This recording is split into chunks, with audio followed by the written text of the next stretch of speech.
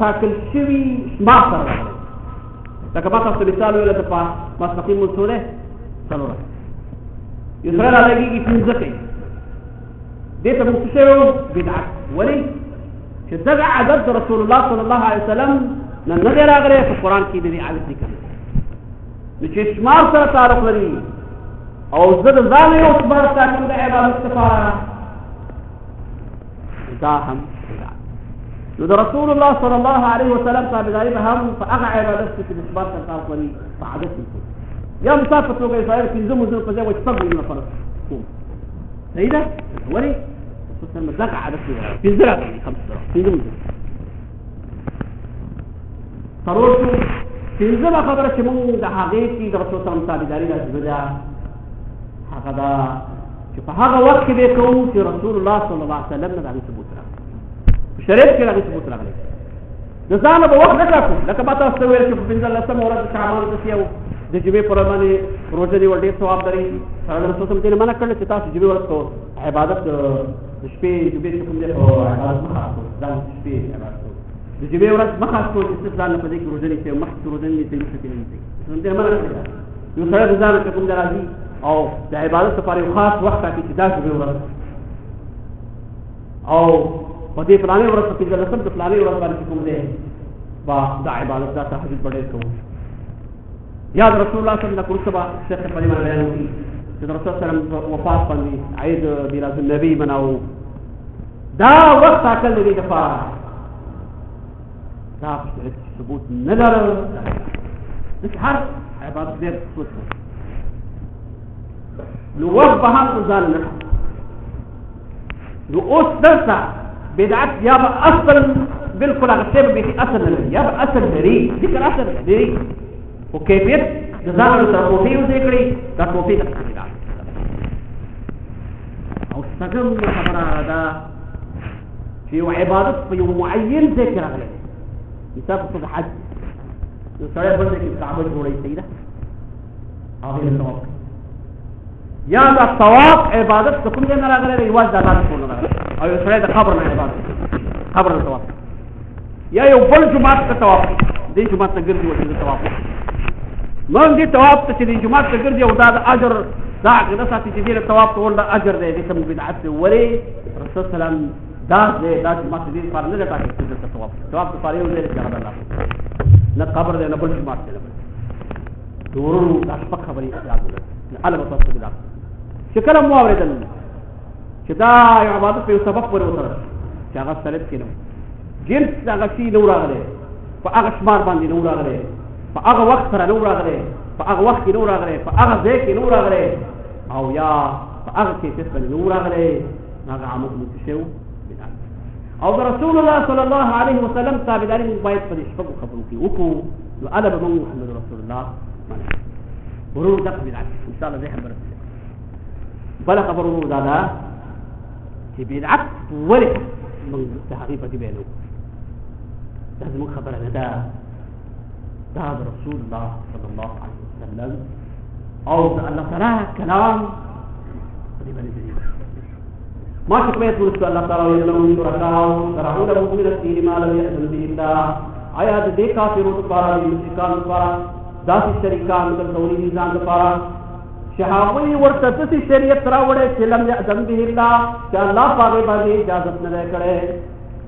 ځان ورته چې حلال کړی دی، حرام وایي کا حرام کوي دغه ته حرام وایي، ودې پر د شریکان الله هغه چا مزامت او بدی بیانوي چې د الله سره په شریعت کې بل څوک شریک ګرځوي، د ځانه سکړې راوړي، د ځانه یو قانون راوړي او په خلکو کې دا لازمي ده او بیا وایي چې په دې باندې اجر درکوي. الله دا د مذمت او د بدۍ په مقام کې بیان کړي. مخکې ابتدايا ذکر کړو چې الله دا صفت د ورځ قیامت بیانوي چې یوم تبیض وجوه وتسود وجوه، په هغه ورځ چې ځینې مؤمنان به سپینې او ځینې به تکه شوي. نو د هغې تفسیر تاسو واورئ چې عبدالله بن عباس رضی الله عنهما یې تفسیر دا کړی دی چې څوک په سنت د رسول سره په تابعدارۍ ولاړ وي،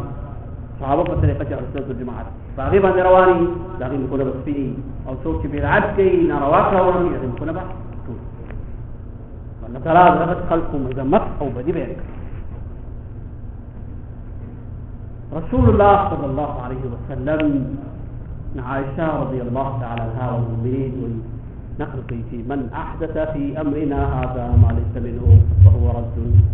شاشي زمون بدينك بديدين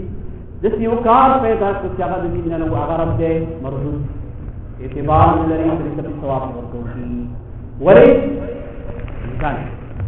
رسول الله صلى الله عليه وسلم بتاعت عليه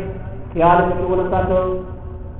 رسول الله صلى الله عليه وسلم اعلان کرے من احدث في امرنا هذا ما ليس منه فهو رد چاچی نے کہا جوان بن کے پیدا کو چاہ پڑی دین کی ثبوت تو حقارت دے ہغا اعتبار لري او دا کی خاون مردود دے یہ سره برازي هغه وای کنا ما نه دا کار کو مخکې شوی دا کار مخکې شي د عید میلاد النبي ما نه مخکې څوک مناو کړی څو پیړۍ دا مناوي نو زه په هغه عمل ما نه پیدا کړی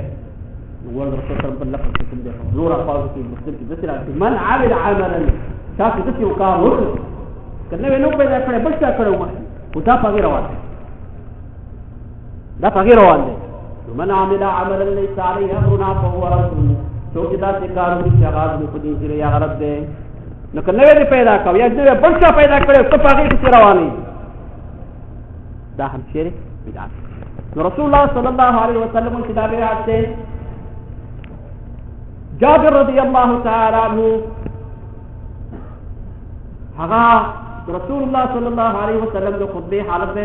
کہ رسول الله صلی اللہ علیہ وسلم کی بات کر خطبہ ورکولا تو مخبت تفسیر شو آواز به اوچت شو رسول الله موجات او دس بلګیو ته به چې بورا خلق کی رئیس دغه د لښکر دشمن در باندې روان دی سبای او بیگا رسول الله صلی الله علیه وسلم د خطبه حالت څه بیری لکه کوی کی د دین خلق کی لیک انه منذر جیش کوی کی خلق د دین چې بورا یو لښکر روان دی دشمن متوجه شي رسول الله صلی الله علیه وسلم مخ تکتر اواز به اوچت او دا ویلا په تقریر کې په خطبه کې به دا ویلا کہ اما بعد فإن احسن الحديث كتاب الله روح خبره د الله حمد و ثنا الله چې خبره د الله کتاب دی که خبره د الله کتاب دی خبر قبر روان دی او وخير الهدي هدي محمد صلى الله عليه وسلم بهترین طریقہ رسول الله صلى الله عليه وسلم دا رسول چې خبره د الله تعالی کتاب دی او بهترینه طریقه د رسول الله صلی الله علیه وسلم دی دا ځان له دې فلانی کولا سره ویلي فلانی څه پیری یو دا له خطبه دې سره غواړه سره دې سره غواړه شیر دې سره غواړه حاضرې سره غواړه رفاعي سره غواړه حاضرې سره غواړه پسې وروا چې اسلامي نړۍ د بدعات او دلال ده دک خدا رسول الله صلی الله علیه وسلم په خطبه کې دا اعلان کړی کہ خیر الهدی هدی محمد صلی الله علیه وسلم دا په خطبه کې ویل چې بهترین لار الله رسول الله صلی الله علیه وسلم دا او به امت کې تم تو نکړلې او شر الامور محدثاتها بدکار هغه دا چې سره په دین کې نوې کار پیدا کی بدکار دی ورعاصی گناہونا فسق فجور زنا او غلاو دا ټول ګراونه پروفیسر په تقریر کې هغه خبرې کوي چې هغه عقیدو سره تعلق لري چې هغه د ګناهونو اساس دی وایي چې بدترین په کارونو کې نوې کارونه او کله محدثه بدعه هر نوې څه هغه څه دی بدعت او هر بدعت چې هغه گمراهی ده او په دې الفاظ چې هر گمراهی څه ده دا په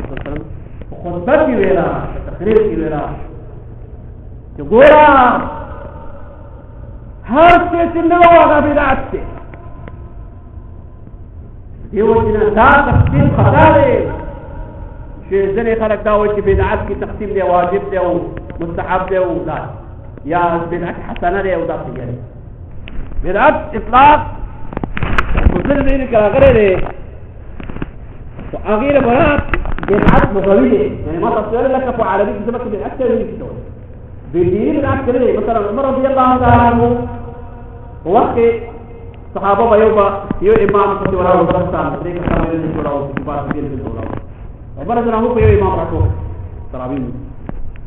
لو بيقول ده خبيث عت زي فدي دليل نسي كي بيدام وقت بله وخذ ويو بد لا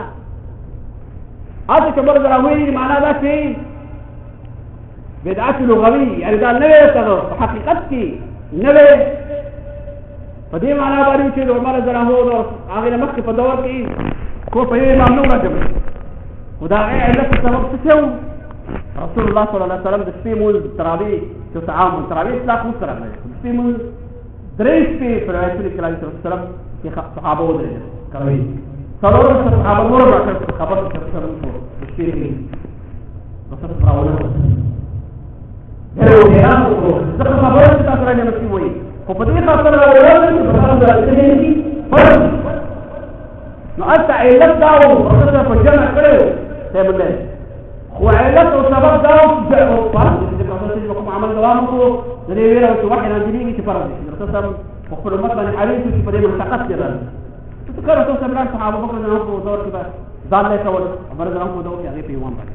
نو په حقیقت کې بیا څه دي ځکه په جمع شوی دي خو هغه وخت علت دغه وکي فرض شي هغه علت ظاهره سره تاسو په فاصله تنظیم کړئ نو رسول الله صلی الله علیه وسلم دا اعلان کړی چې هر بدعت گمراهی ده او هر دین نوې څه بدعت دی نو باندې حسنه او سیئه ده دا بدعت حسنه ده ورونه خبره ضروري ګڼل ځینې خلک دا فکر کوي تاسو مثال کې راوي چې ګوره د قرآن د جمع سره په وخت جمع نه کتابونه اوس لیکل کېږي را نه لوډ سپیکر نه سفرو برابرونه لیکي نه وي مثلا تاسو به دا وایي دا یو شبهه ده دې ته وایي ځکه دا وسیله ده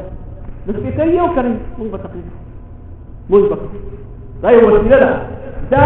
عذاب سپیکر موږ عبادت کوو چې دې باندې تعالی دا سب برابرول عبادت ده خو د تنظیمولو لپاره دا سب جوړ شوی دی مثلا یا دا کار کېدل شوي دا کار چې جوړول دا څنګه نه دی چې موږ دې باندې الله ته ځان نږدې کوو صرف وسیله ده وسیله د روا کار لپاره وسیله روا د حرام کار لپاره وسیله حرام ته په مثال په توګه ته په ګاډي کې کېنې جمعه دا یو وسیله ده جمعه ته درسېدو دې ته موږ بدعت څه شوی دی ځکه دا په عبادت ته موږ نه حسابو دا عبادت نه حسابي دا افراد نیولې څوک په تاسو باندې اتباع کوي چې ګاډي مو کاوه ځان بدعت شو سپیکر مو ځان بدعت شو همدارنګه قرآن جمع کېدلو کې سبب دا و چې قرآن څه په وحي راتله نه مې وخت راتله نو چې دا ار چا قرآن لیکلی او بیا پکې لري تغییر راته او بیا پکې راته تغییر ځکه کله آیتونه منسوخ کېدل رسول په وخت جمع مختلف تغییر یعنی په دغه کې لیکل کېدل او کجور په فوټو کې باندې پوسټو کې باندې لیکل کېدل او چې کله رسول سلام دا قرآن پورو د الله حفاظت قرآن دا چې صحابه په دغه کې شو حاضر شو هغه علت ختم شو هغه ویره چې قرآن کې تغییر راته شریعت کې نسخ راتله هغه ختم حدان کتاب په عالم لیکي چې ته بدعت شوی دا یو وسیله ده دا کتاب د دین د دعوت لپاره وسیله ده قلم استعمالو دین د دعوت لپاره وسیله ده دا بدعت وایي دا دین نه لیکه دې مرزان موږ الله تعالی نه دې کوو چې په دغه څه به نو کدا نه ونه دې په دا عبادت دی نو رسول الله صلی الله علیه وسلم فرمایي جهر نوې ته په دې کې هغه بدعت دی چې چا دا ورته د بدعت حسنه دی او دا او مقصد دا و چې عبادت چې پروا نه کوي تکبیرات النبی پروا نه کوي یا و چې ذکر حضور پروا نه کوي او یا چې دعا معذور سره او جمع باندې پروا نه کوي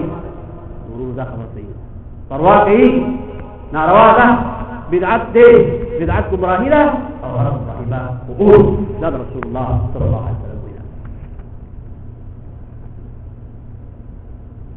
دارنګ صحابو نن ډېر اثر راغلي یو اثر ذکر کوم عبد الله بن مسعود رضي الله تعالى عنه وي اتبعوا ولا تبتدعوا تاسو تابعداري وکي د ځانه نوې طریقې مې پیدا کوي فقط کفیتم خبره تاسو دین تاسو پر شي تاسو ضرورت نشته چې تاسو دین شي کوي ځانه کوي ورونو مهمه خبره ده نو صدا ده چې کله موږ بدعت کو پیژل د بدعت خطر څه دی کلند کو د بدعت خطر